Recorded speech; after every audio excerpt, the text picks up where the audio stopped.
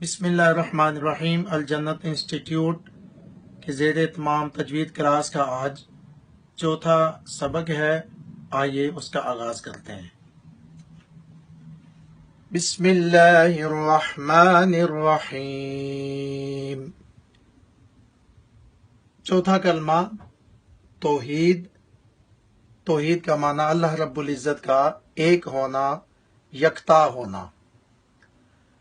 لا الہ الا اللہ وحدہ لا شریک لہ لہ الملک ولہ الحمد یحیی ویمیت وہو حی لا يموت ابدا ابدا ذو الجلال والاکرام بیدہ الخیر وہو علی کل شیء قدیر۔ اب ان غلطیوں کی نشاندہی کرتے ہیں جو عمومی طور پر کی جاتی ہیں۔ لا الہ الا اللہ وحدہ، اس لفظ کو جیسے کہ دوسرے کلمے میں بھی اس کی وضاحت کی گئی تھی کہ لوگ اکثر پڑھتے ہیں وعدہ، وعدہ نہیں ہے، جیسے لکھنے میں دیکھیں کہ وعدہ وحدہ، ہا کو واضح کرنا ہے۔ لا شریک لہ لہ الملک ولہ الحمد یحیی ویمیت وہو حی لا یموت ابدا ابدا ذو الجلال۔ یہاں یہ غور کریں کہ یہاں ذال ہے اور ذال نرم پڑھیں گے۔ اگر آپ اس کو پڑھیں ذل جلال جیسے کہ یہ لکھنے میں ہے تو یہ بہت بڑی غلطی ہے۔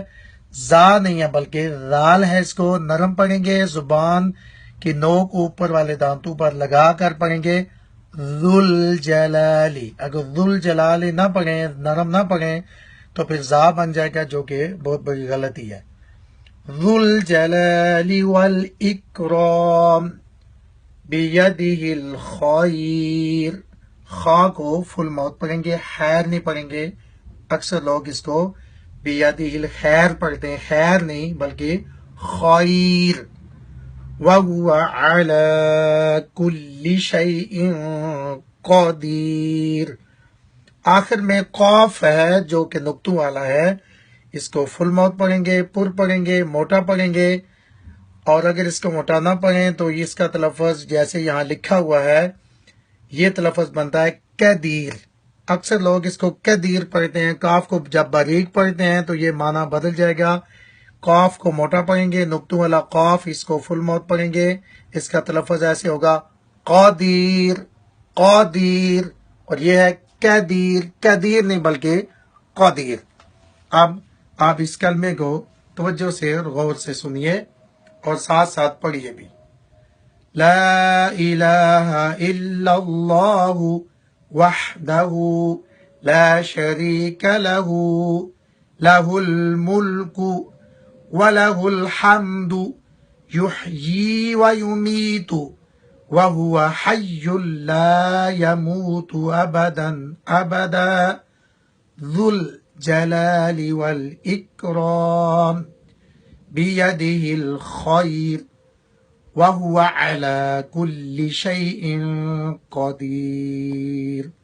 امید ہے آپ اس سبق کو ضرور یاد کریں گے۔ والسلام علیکم ورحمۃ اللہ وبرکاتہ۔